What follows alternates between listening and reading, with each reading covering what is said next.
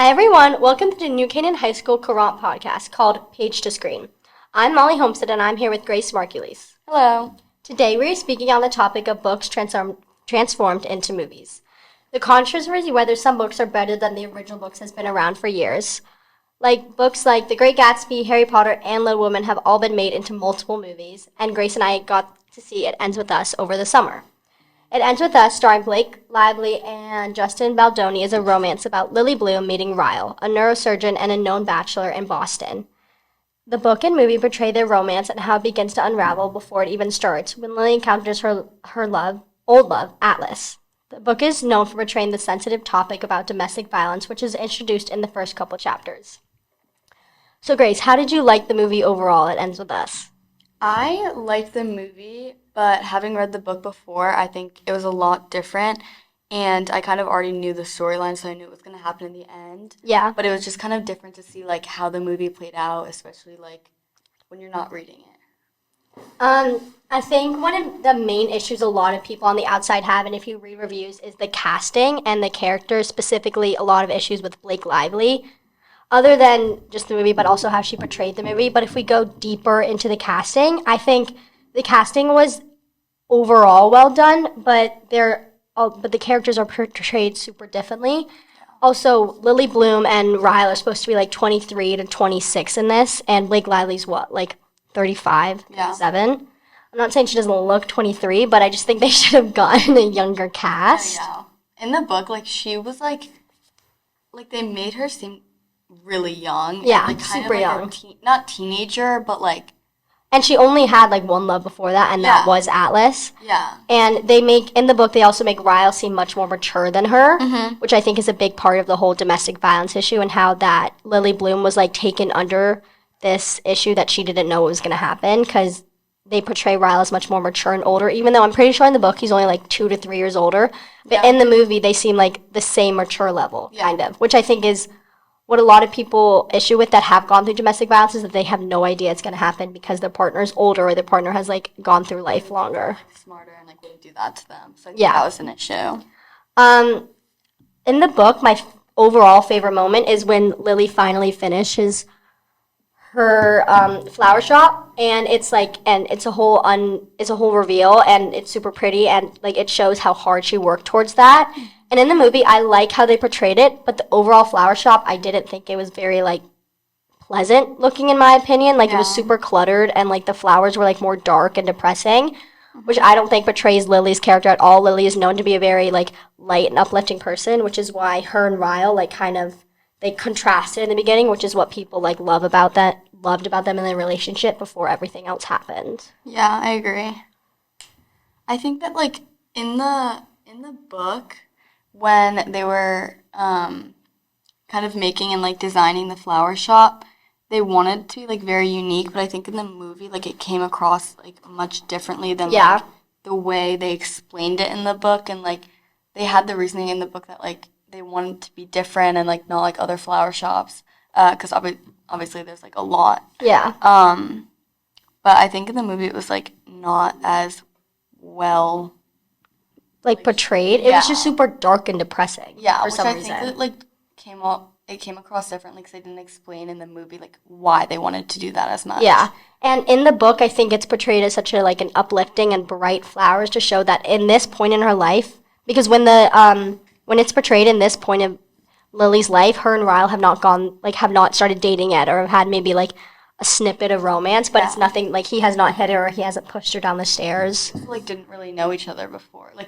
They met the first time. They met. But when her flower shop is opened, I think it shows that in that point of her life, she was super happy and content. And then Ryle comes in, and I think she obviously starts to get more depressed and is controlled multiple times without really realizing it.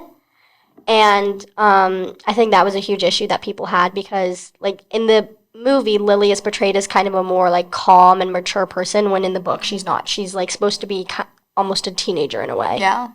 Which I think is what a lot of people had issues with. The theme in the book is one of my favorite parts because it's talking about the complexity of love and how it's super hard to handle. And Lily grew up with a dad that hit her mom, never hit her, but hit her mom, and she still had no idea what was coming when Ryle, for the first time, striked her when he burned his hand. Which I think in the movie, that part was not portrayed well because in the movie, it's shown as, like, more of an accident, when in the book, it's not an accident at all. Like, he sees her laughing because she's a little tipsy, and then he just strikes her with his backhand. But in the movie, it's seen that he, like, accidentally does it. Yeah. But I think the rest of the scenes about the domestic violence issues, I think in the movie, those are portrayed super well. Yeah, I agree. Like, I remember in the theater, and I was just, like, crying because after he pushed her down the stairs and she realized that she needed to get out as fast as she could, and she was talking to Ryle's sister, I remember that part was portrayed super well, and Blake Lively did an amazing job with that acting. Yeah, I think she did a lot of good acting in, like, those scenes. I just think, like, the actual scenes in the book were, like, a lot different. And obviously it's a lot harder to, like, replicate a scene in the book because obviously you have a lot more writing and a lot more, like, inner thoughts that, like, you can talk about without, like, her saying it out loud. Yeah. So I think it's just, like, a lot different in that aspect because, like, you just get a lot of more of her, like, inner thinking and what she's thinking in those moments. But also the domestic violence isn't portrayed in the movie until, like, halfway through, until she mentions her dad. In the books, it's mentioned in the first couple of chapters. Yeah. And that's what I had a huge issue with because that was the main point of this movie. That was the main theme. Like, relationships and the impact domestic abuse has on others and how it blinds people. Like, it completely blinded Lily. Yeah. And we see that in the first couple chapters with her dad. And then we see how she starts seeing signs of Ryle, but she's still so blinded by her love by him, so she doesn't do anything about it. But in the movie, it kind of comes out of nowhere. Like, there was no sign of him controlling her. Like, he just hits her for the first time, and it's super random. Yeah, because I know especially in the book, like, you could see, like, Lily talking to her mom and then saying how, like, why aren't you just leaving him? Yeah. Like, she kind of just thinks it's so easy. And then, like, you see later on how she kind of starts realizing that, like, it's a lot harder to leave because while she's, like, still in love with him, she knows it's, like, not a healthy relationship for her and she needs to get out. It's just, like, a lot harder than she expected it to be.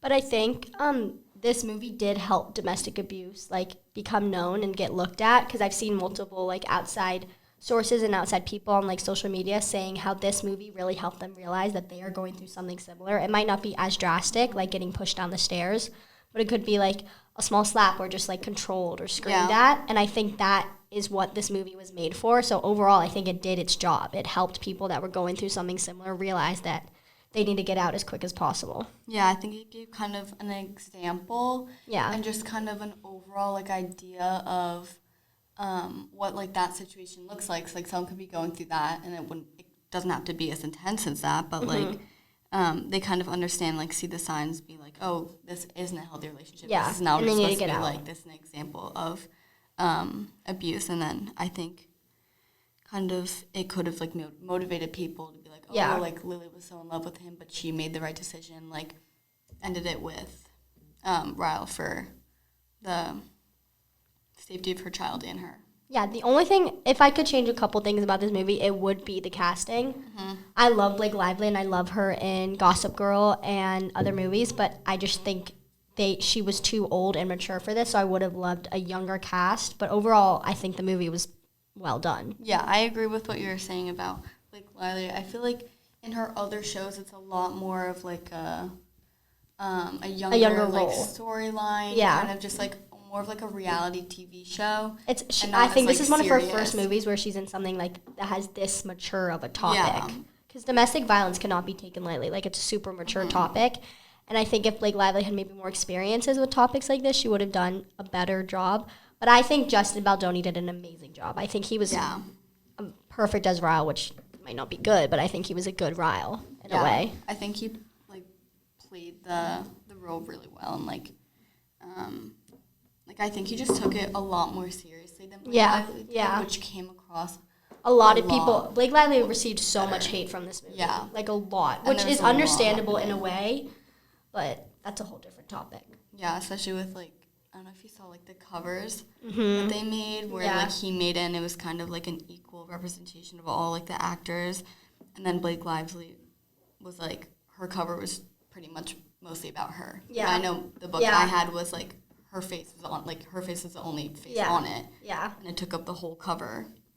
But I think that wraps it up up for this episode of Page to Screen. Thank you so much for listening. And Grace, thank you for joining me. Thank you for having me. I'm so excited to do this again, in which we'll be taking a more classic look, seeing into books like The Great Gatsby and To Kill a Mockingbird.